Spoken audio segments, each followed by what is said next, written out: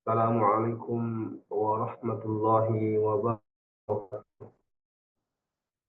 Innal hamdalillah nahmaduhu wa nasta'in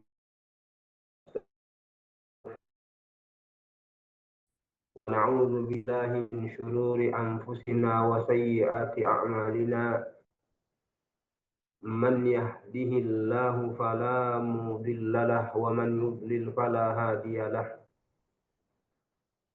Ashhadu an la ilaha illallah wahdahu la syarika lahu wa ashhadu anna Muhammadan abduhu wa rasuluh.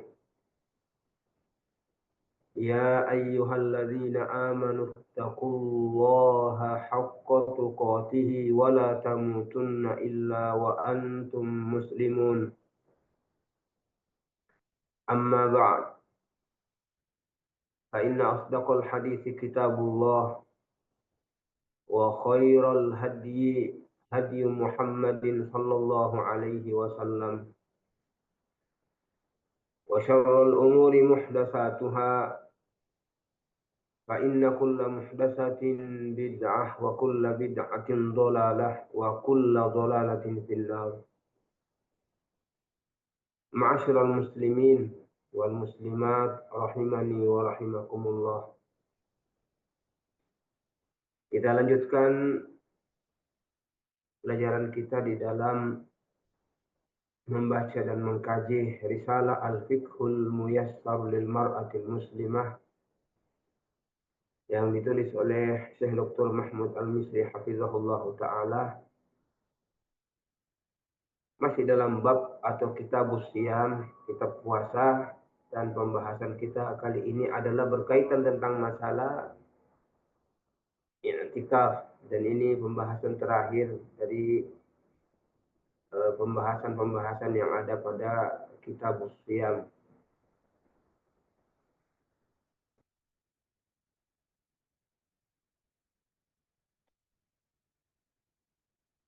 Kata beliau bahwa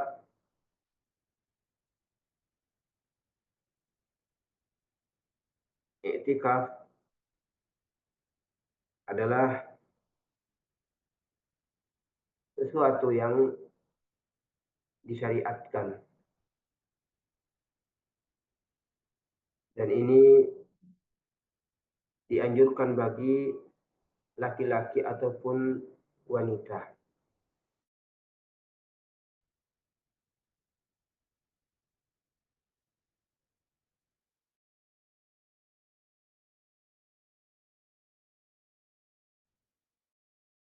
Dan dilakukan pada akhir dari bulan Ramadan, karena di situ ada harapan yang sangat besar, ini turunnya Lailatul Qadar, yang kita ketahui bersama bahwa Lailatul Qadar ini memiliki keutamaan tersendiri. Maka kita lihat kaum muslimin, terutama bagi kaum laki-laki, begitu antusias untuk melaksanakan i'tikaf di 10 terakhir dari bulan Ramadan. Mereka berharap bahwa pahala i'tikafnya pada Ramadan tersebut bisa melebihi pahala i'tikafnya yang dia lakukan selama 1000 bulan ketika bertepatan dengan malam Lailatul Qadar. Tapi hal yang perlu dipahami bahwa bukan berarti orang-orang yang tidak i'tikaf itu tidak punya kesempatan untuk mendapatkan malam Lailatul Qadar, tetapi dia punya nilai plus, ada nilai lebih karena ada pahala i'tikaf. Adapun orang-orang yang tidak i'tikaf tapi dia ibadah dia baca Al-Quran di rumahnya, dia zikir di tempat kerjanya misalnya, maka dari segi zikirnya, dari segi bacaan Al-Qur'annya, atau dia sedekah pada malam itu, dari pahala sedekahnya ini juga masuk dalam sabda Nabi Shallallahu Alaihi Wasallam, "Man qama lailatal qadri imanan wa ihtisaban, ghufira lahu ma taqaddama min dzambih." Nabi Shallallahu Alaihi Wasallam qama, ini koma di sini dijelaskan oleh para ulama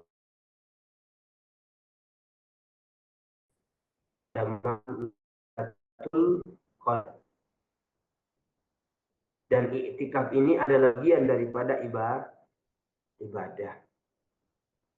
Iktikaf ini bagian daripada ibadah.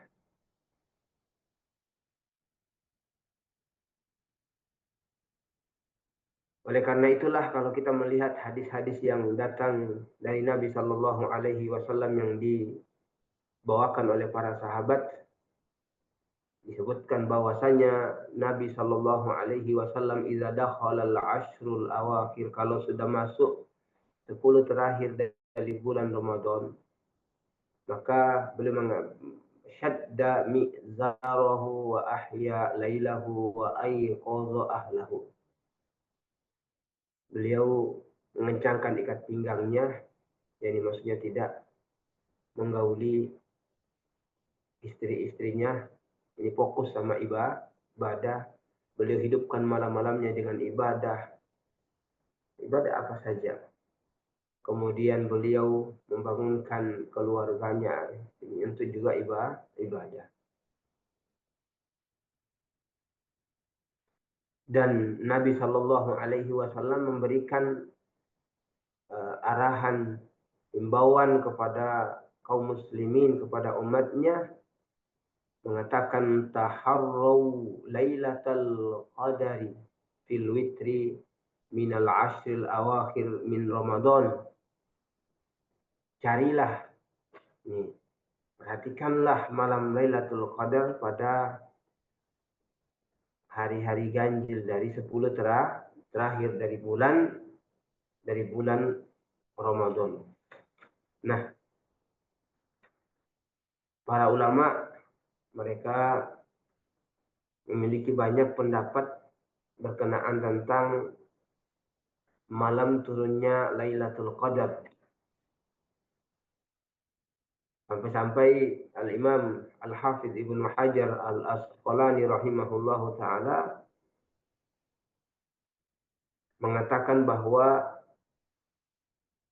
pendapat para ulama dalam masalah waktu atau itu mencapai sampai 40 pendapat.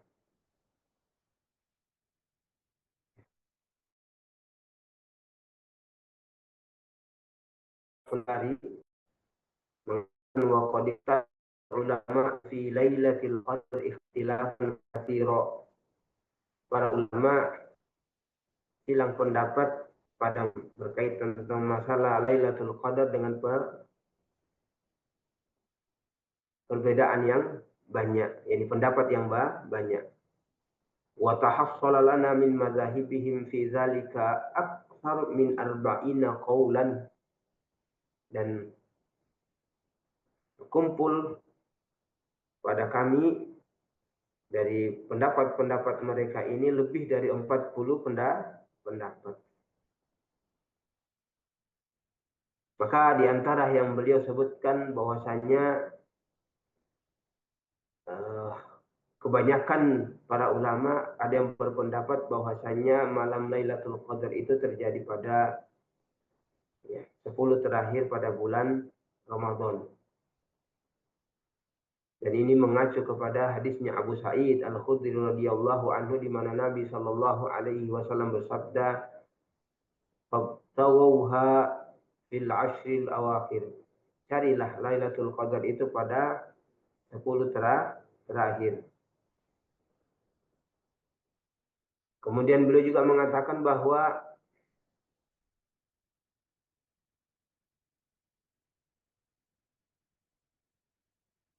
banyak ulama yang berpendapat bahwa malam Lailatul Qadar itu terjadi pada malam-malam ganjil di 10 terakhir dari bulan Ramadan. Ya, dan mengacu kepada hadis yang kita sebutkan tadi. Nabi Shallallahu Alaihi Wasallam bersabda, "Taharru Lailatul Qadar fil witri minal ashil awakhir." Mencarilah malam Lailatul Qadar pada malam yang ganjil dari 10 terakhir. Kemudian ada ulama juga yang berpendapat bahwa malam Lailatul Qadar itu terjadi pada malam ke-27.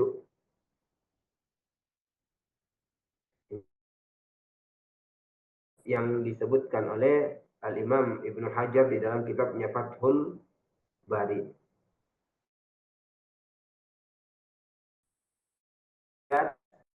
Dari sekian pendapat, dan kalau kita melihat pendapat yang dikuatkan oleh penulis kitab Sahih Fiqh Sunnah ini Syekh Abu Malik rahimahullah, beliau menyebutkan bahwa kata beliau, alladzi yadhharu li anna lailatal qadari fil 'ashril awakhir wa awtaril 'ashri akadu wa annaha tantaqilu fiha wa annaha la takhtassu bi lailatis sabi' wal 'ishrin. Kata beliau, yang nampak bagi saya bahwasanya Lailatul Qadar itu ada pada 10 terakhir dan sangat kuat pada hari-hari yang ganjil, ini malam-malam yang ganjil. Dan kata beliau bahwa malam Lailatul Qadar itu pindah-pindah, tidak khusus pada malam ke-27, bisa pada malam 21, 23, 25, 27 atau 29. Karena hadis lain menunjukkan bahwa suatu ketika Rasulullah Shallallahu Alaihi Wasallam mengabarkan kepada sahabatnya bahwa dia melihat malam Lailatul Qadar dan itu adalah malam ke-21. Nah, ini pendapat yang dikuatkan oleh Syekh Abu Malik bahwa ada di 10 terakhir dan itu sangat besar kemungkinannya terjadi pada malam-malam ganjil, dan juga tidak hanya satu terjadi pada tanggal 27 Ramadan saja, tetapi juga pindah-pindah, bisa di 21, bisa di 23, bisa di 25, 27 atau 29. Nah, hikmah dari disembunyikannya terjadinya malam Lailatul Qadar ini, kata para ulama, adalah supaya orang-orang, yakni tiap orang bersungguh-sungguh untuk beribadah di 10 terakhir dari bulan Ramadan, sehingga peluang yang besar di dalam mendapatkan pahala ketika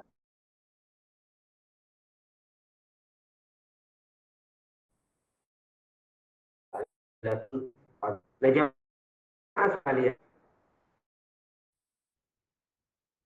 bagi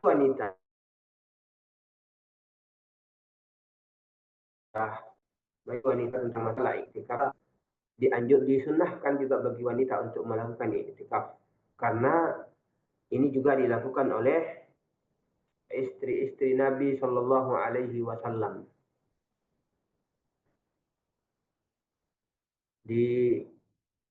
Disebutkan di dalam sebuah hadis yang diriwayatkan oleh sahabat Abu Hurairah radhiyallahu anhu. Beliau mengatakan, karena Rasulullah Shallallahu Alaihi Wasallam ya'takifu fi kulli Ramadan 'asharata ayyamin. Nabi Shallallahu Alaihi Wasallam i'tikaf pada setiap bulan Ramadan itu 10 hari. Falamma kana al-'amul ladzi qubida fi, tatkala berada pada tahun di mana beliau meninggal pada tahun itu, i'takafa 20 yauman, maka beliau i'tikaf selama 20 hari. Ini, Nabi melakukannya. Dan pada asalnya bahwa perbuatan Nabi Shallallahu Alaihi Wasallam ini untuk dicontoh bagi semua umatnya, tidak ada perbedaan bagi wanita atau laki-laki, kecuali ada dalil yang mengkhususkan bahwa amalan tersebut hanya diperuntukkan bagi laki-laki, dan di sini tidak ada yang menunjukkan hal itu. Bahkan di riwayat yang lain disebutkan bahwa istri-istri Nabi Shallallahu Alaihi Wasallam juga i'tikaf. Aisyah radhiyallahu anha menceritakan bahwa dia pernah minta izin ya kepada Nabi Shallallahu Alaihi Wasallam untuk i'tikaf, maka beliau pun mengizinkannya. Beliau mengatakan, kana Nabi Shallallahu Alaihi Wasallam ya'takiful ashrul awakhir min Ramadan. Nabi Shallallahu Alaihi 10 terakhir dari bulan Ramadan hatta tawaffahu Allah Ta'ala.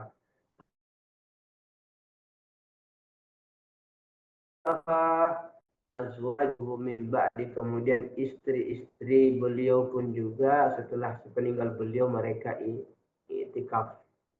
Jadi bagi para wanita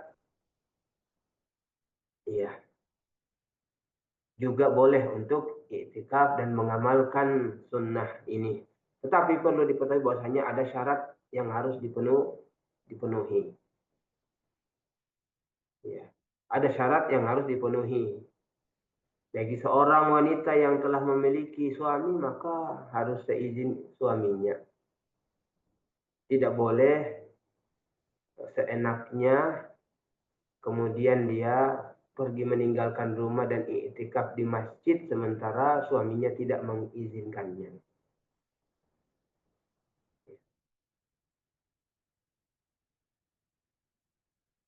Kita lihat hadis yang kita bacakan, bahwasanya disebutkan bahwasanya Aisyah sendiri, Aisyah minta izin kepada Nabi Shallallahu Alaihi Wasallam. Begitu juga Hafsah, begitu juga Zainab. Semuanya mereka istri Nabi meminta izin terlebih dahulu kepada Nabi, baru kemudian setelah mendapatkan izin baru mereka keluar.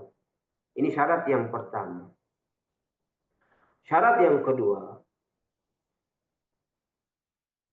kata beliau, Allah yakuna fi i'tikafiha fitnah. Tidak ada fitnah pada i'tikafnya, yakni tidak menimbulkan fitnah baik untuk dirinya maupun untuk orang lain.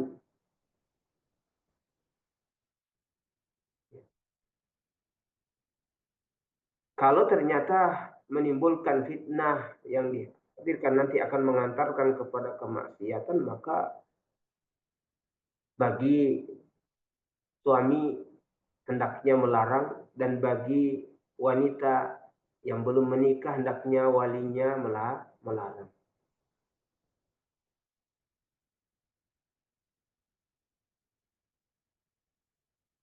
Lebih didahulukan untuk menghindari fitnah. Fitnah yang dimaksud di sini adalah fitnah syahwat. Fitnah syahwat. Maka ini perlu dicermati, terutama apalagi di zaman kita.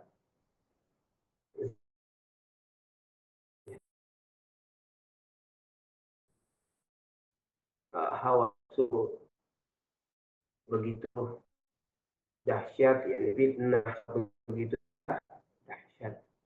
sementara keimanan ya tidaklah atau jauh dari keimanannya para sahabat atau orang-orang yang diberi taufik oleh Allah Subhanahu wa taala.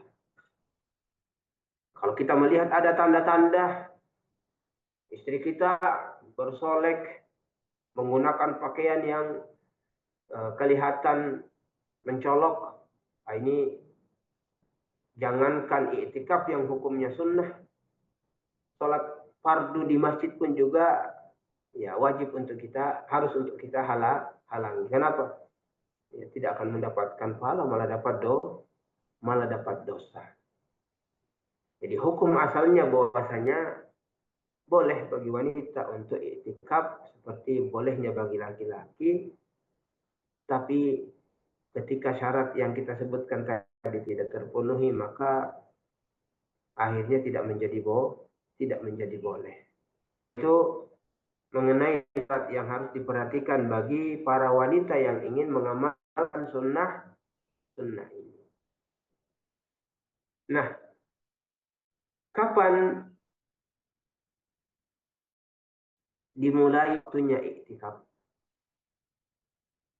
Ya, ada dua pandangan dalam masalah ini. Ulama yang berpendapat bahwa iktikaf itu hitungannya dari pada ke-21 Ramadan. Misalnya ini adalah tanggal 20 Ramadan, berarti mulainya nanti maghrib, sudah masuk malam 20. Dan ini pendapatnya mayoritas para ulama. Sebagian berpendapat bahwa iktikaf dimulai pada ketika terbitnya fajar pada hari yang ke-21. Ini maksudnya besok. Kalau sekarang tanggal 20 Ramadan, besok subuh.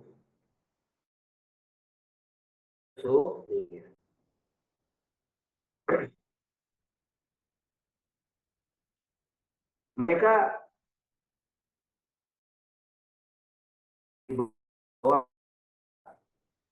yang diriwayatkan oleh Al-Imam Al-Bukhari, di mana di situ Aisyah mengatakan falamma shalla subha dakhala mu'takafahu. Tatkala Nabi sallallahu alaihi wasallam sudah salat subuh, beliau pun masuk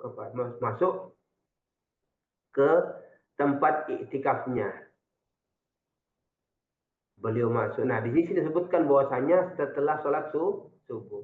Tetapi mayoritas ulama yang mengatakan bahwasanya malam 21, mereka memberikan jawaban atas atau tanggapan atas jawaban atau pendapat ini atau istidlal atau pendalilan ini. Mereka mengatakan bahwa Rasulullah Shallallahu Alaihi Wasallam yakni menyendiri mulai dari pagi, ya menyendiri yakni menyendiri dari keramaian mulai dari pagi. Adapun niat iktikafnya sudah beliau niatkan pada awal malamnya, ini tadi malamnya ketika maghrib. Ya, tadi dikuatkan lagi bahwasanya perhitungan awal ya itu atau perhitungan 10 terakhir itu dimulai dari tenggelamnya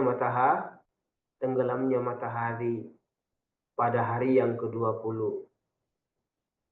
Jadi kalau kita sudah nanti maghrib nanti itu sudah masuk tanggal 21. Seandainya ini adalah misalnya tanggal 20 Ramadan, maka maghrib nanti sudah tanggal 21 Ramadan. Nah, ini jamaah sekalian, bahwa pendapat yang dipilih oleh mayoritas ulama mengatakan mulai iktikaf itu pada malam ke-21. niatnya sudah di sana. Ya, adapun apa yang dilakukan oleh Nabi sebagaimana yang diriwayatkan oleh Aisyah bahwa beliau masuk ke tempat iktikafnya itu ketika sudah sholat subuh, maka sudah disebutkan jawabannya tadi dari beliau. Iktikafnya sudah dari tadi malam, tetapi menyendirinya beliau dari pagi hari. Nah, di dalam kita melaksanakan iktikaf ini tentu ada hal-hal yang boleh dan ada hal-hal yang tidak boleh untuk kita lakukan. Dan hal-hal di antara perkara-perkara yang boleh dilakukan oleh orang yang iktikaf dan ini tidak membatalkan iktikafnya adalah yang pertama, bahwa yang namanya iktikaf itu dilakukan di masjid. Ya, namanya iktikaf itu di dan Syekh Mahmud la yushtaratu iqamatul jama'ati fil masjid alladhi ta'takifu fihi. Tidak dipersyaratkan masjid tersebut adalah tempat dilaksanakannya sholat jamaah untuk ditempati seorang wanita untuk iktikaf. Kenapa? Karena wanita itu tidak wajib untuk sholat jamaah. Tidak wajib untuk sholat jamaah. Jadi bagi para wanita boleh di masjid yang tidak ada sholat jamaah di situ.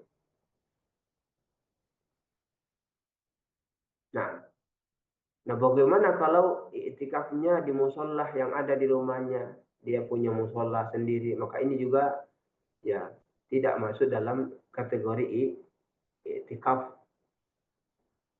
Kita katakan tadi berdasarkan firman Allah Subhanahu wa taala, wa antum aakifuna fil masajid, yani dan kalian iktikaf di masjid. Di sini disebutkan masjid, bukan di rumah. Bukan di rumah.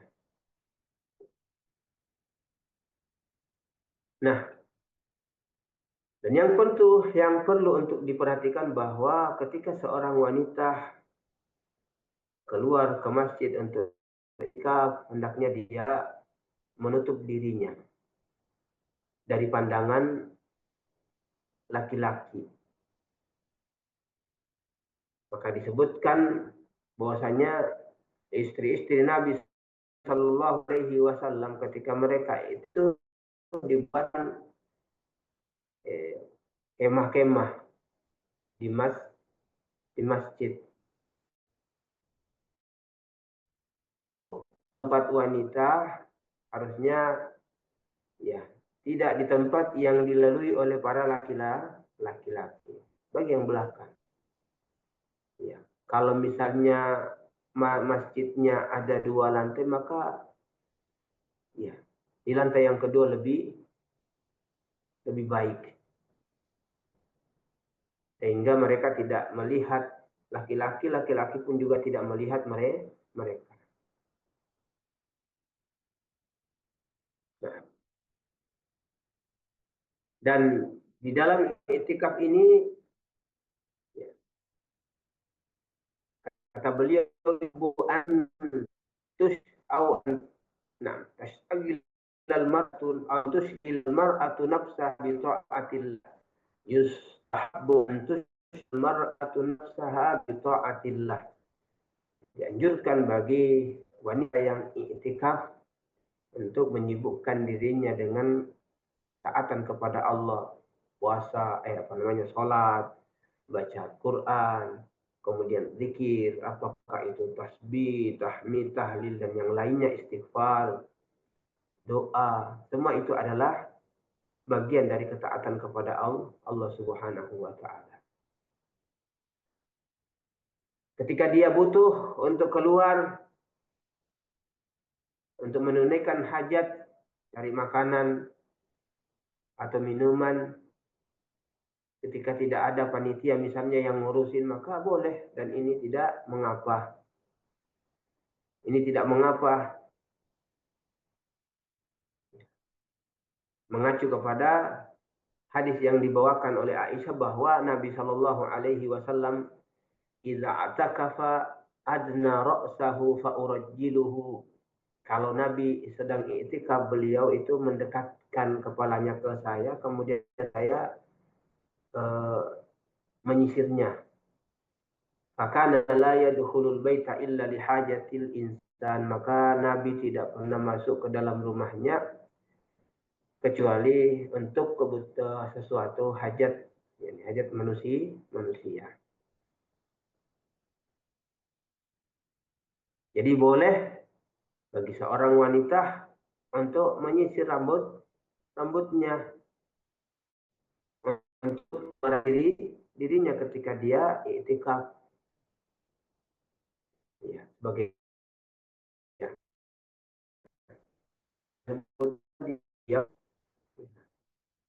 menyisiri rambut Nabi Shallallahu Alaihi Wasallam. Maka masuk dalam hal ini semakna dengan itu, nyisir rambut, potong kuku, cukur bulu ketiak atau bulu kemaluan, bersihkan badan, boleh dilakukan oleh wanita ketika dia sedang i'tikaf.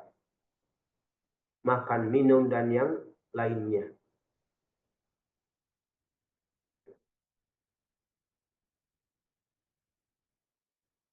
Dan juga wanita ketika mereka i'tikaf ini membuat tenda, ya, di kemah-kemah. Kalau sekarang kan ada model tenda lipat. Boleh, bukan ya untuk lebih fokus tidur, tetapi untuk bisa lebih fokus menyendiri beribadah Allah Subhanahu wa taala. Karena kalau ngumpul-ngumpul ya dikhawatirkan nanti ya cuma banyak bicara. Oleh karena itu tentu lebih utama ketika para wanita yang i'tikaf ini membuat tempat-tempat sendiri sehingga tidak terlihat, sehingga masing-masing fokus dengan ibadahnya. Dan ini seperti ini yang dipraktekkan dan dilakukan oleh istri-istri Nabi atau para wanita dari kalangan para sahabiyah. Timbul mungkin pertanyaan, bagaimana kalau seandainya dia sedang i'tikaf, misalnya anggaplah dia misalnya janda, atau anggaplah dia misalnya seorang yang belum menikah. Kemudian ada yang melamar sementara dia sedang i'tikaf dan ingin akad nikah waktu itu juga. Maka kata para ulama boleh melamar wanita yang sedang i'tikaf, bahkan boleh untuk melakukan akad nikah. Tetapi tidak untuk jima. Ini akad nikah saja. Ya. Akad nikah. I'tikaf ini tidak menjadikan hal-hal tersebut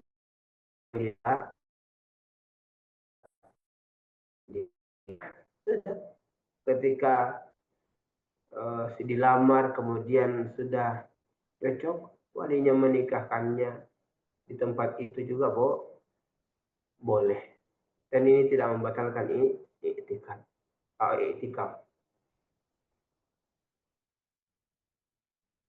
Nah, kalau misalnya dibutuhkan kehadirannya, misalnya di pengadilan dia dibutuhkan persaksiannya oleh hakim,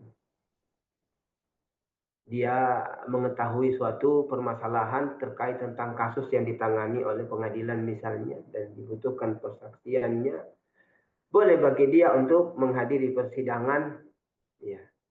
Dan hal yang seperti ini juga tidak membatalkan i'tikafnya. Nah, Allah Subhanahu wa taala menyebutkan dalam firman-Nya, wala ya'basyuhada'u idza ma du'u. dan para saksi-saksi hendaknya tidak menolak apabila mereka dipanggil untuk memberikan persaksi.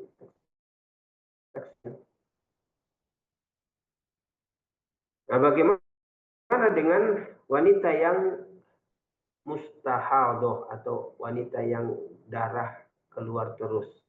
Bukan darah haid tetapi darah kotor, yang darah istihadah. Kita sudah bahas tentang masalah istihadah. Kita katakan bahwa wanita yang istihadah ini tetap wajib sholat, tetap wajib puasa. Oleh karena itu, boleh bagi wanita yang istihadah, yang darinya keluar darah terus-menerus, untuk melakukan i'tikaf, tapi perlu diperhatikan untuk supaya bagaimana dia bisa menjaga darah yang keluar ini tidak mengenai, ya, tidak mengotori masjid. Ya. Nah, kalau sekarang banyak, ya, ada alat-alat dan yang bisa digunakan. Kalau dahulu mungkin pakai kain untuk menahan, tapi kalau sekarang ini banyak dengan kemajuan teknologi. Kalau mau pilih model bagaimana ada, mau pempes juga ada. Jadi tidak orang wanita untuk i'tikaf. Dengan catatan tadi, dia bisa menjaga kebersihan masjid supaya tidak terkotori darah istihadahnya. Dan ini juga pernah terjadi di zaman Nabi Shallallahu Alaihi Wasallam, sebagaimana yang dituturkan oleh Aisyah radhiyallahu anha. Beliau mengatakan, i'takaftu ma'a Rasulillah atau i'takafat ma'a Rasulillah sallallahu alaihi wasallam imra'atun mustahadatun min azwajihi. Wanita istihadah yang sedang istihadah dari istri Nabi, i'tikaf bersama Nabi sallallahu alaihi wasallam.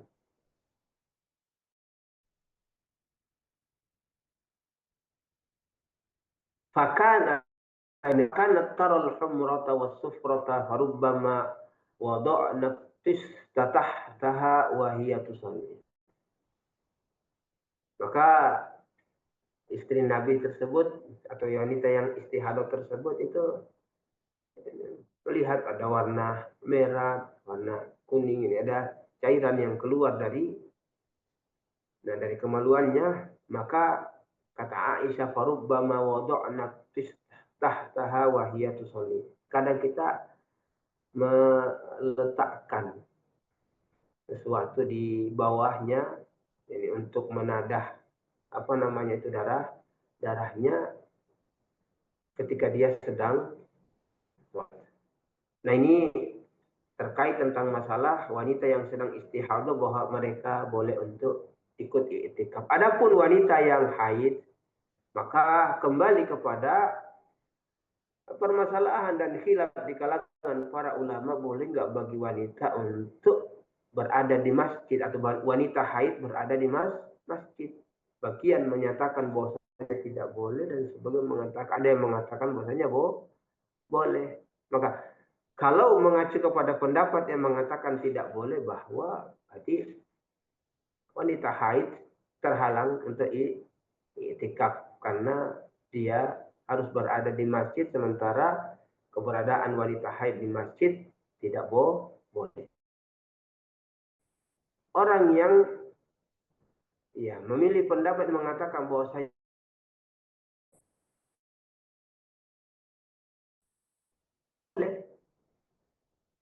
boleh bagi wanita untuk i'tikaf. Nah, boleh bagi wanita haid untuk i'tikaf kalau memilih pendapat yang mengatakan bahwasanya boleh bagi wanita haid berada di masjid. Nah, Kapan terakhir waktu i'tikaf? Maka akhir daripada i'tikaf itu adalah akhir daripada Ramadan. Akhir dari Ramadan. Jadi kalau kebetulan bulan Ramadannya 29, maka fajar, terbitnya fajar pada hari yang ke-29 itulah, ya, atau tenggelamnya matahari pada hari yang ke-29 itulah terakhir dia i'tikaf di masjid. Kalau ternyata harinya 30 hari, maka tenggelamnya matahari pada hari ke-30, maka itulah akhir daripada i'tikaf, dan ketika itu bagi para wanita yang i'tikaf untuk meninggalkan masjid. Nah, jemaah sekalian, ini hal-hal yang berkaitan tentang masalah i'tikaf, dan mungkin ini yang bisa kita sampaikan terkait dengan masalah i'tikaf. Kemudian pembahasan atau ini pelajaran berikutnya yang dituliskan oleh beliau adalah tentang kitabul haji wal umrah, tentang masalah haji dan umrah.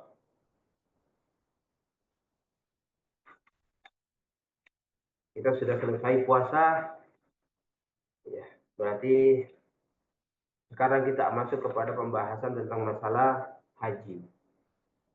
Nah, kemudian nanti ada masalah umrah.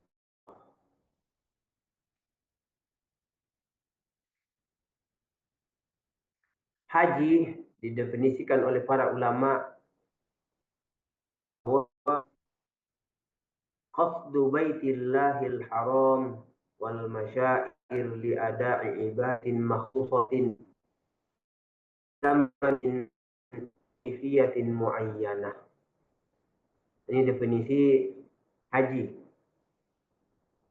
bahwa haji itu adalah menuju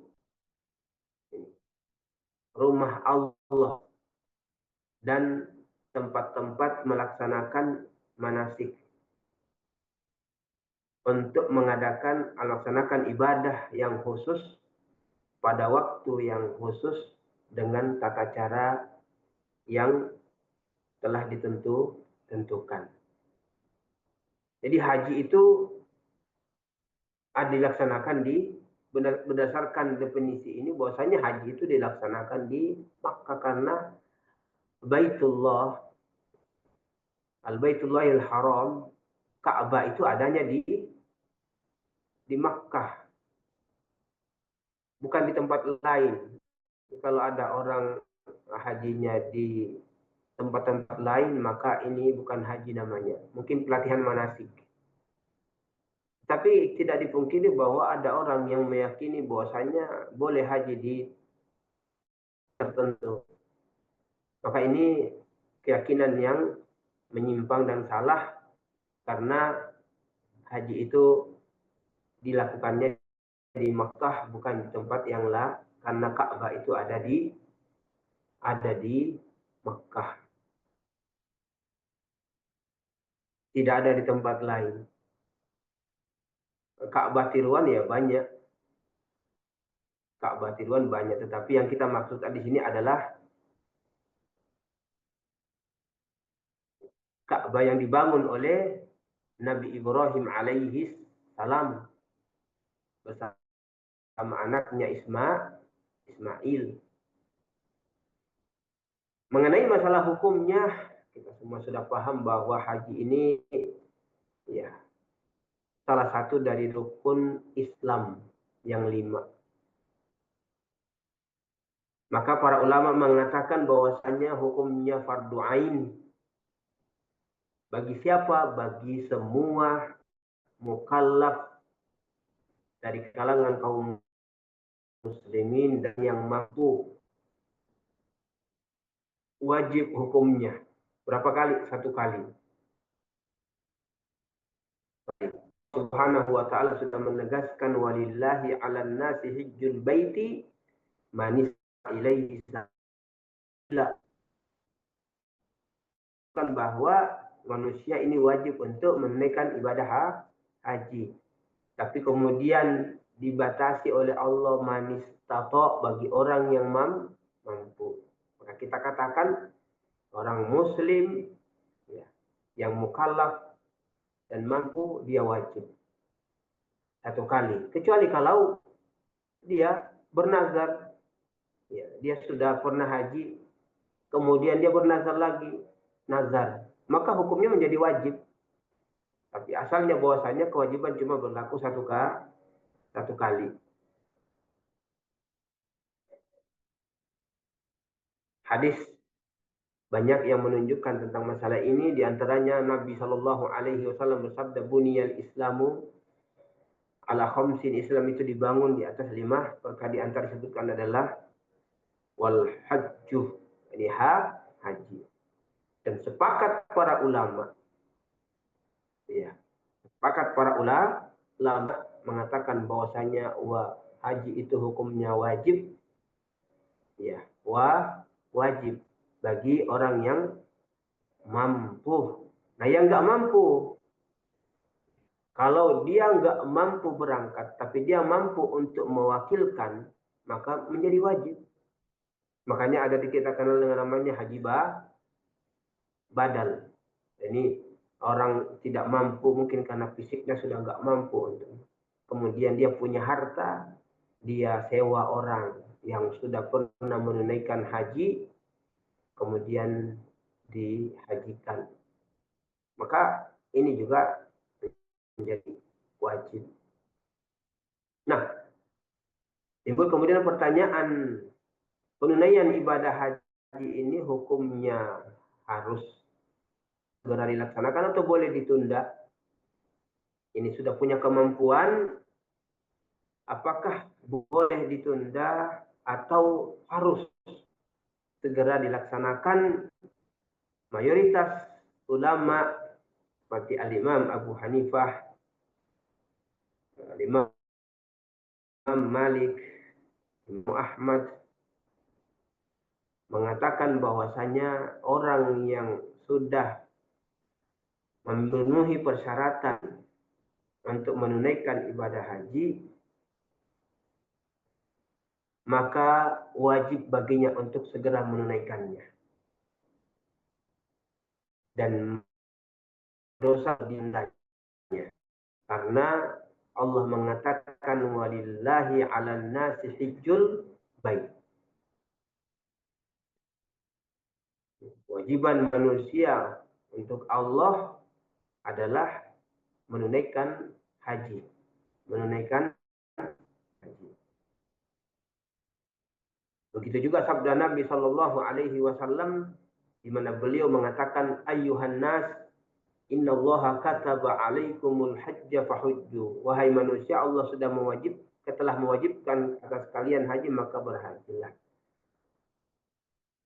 Di hadis yang lain Nabi juga mengatakan, man aradal hajja falyata'ajjal, barang siapa yang hendak haji hendaklah dia menyegerakannya. Nah, dari dalil-dalil ini jumhur ulama mengatakan bahwasannya hukum wajib segera ditunaikan ketika sudah ada kemampuan dan tidak boleh ditunda.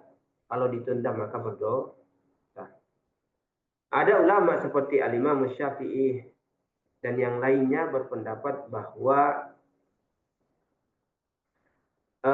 tidak harus segera. Bukan berarti tidak wajib, tetapi boleh untuk ditunda. Dan pendapat Imam Syafi'i adalah mengatakan bahwasanya tidak berdosa bagi orang yang menundanya.